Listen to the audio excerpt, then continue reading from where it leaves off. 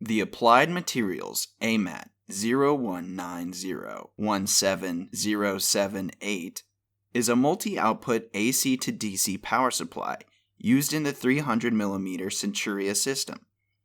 This power system was sent to ERD by a semiconductor facility and had a defect, an intermittent interface.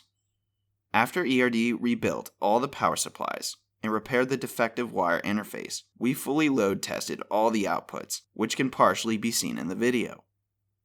At ERD, we repair many custom power supplies used in semiconductor tools, and each one is uniquely designed for that system. Thanks for checking out the video. Subscribe to ERD TV for more videos of our repairs.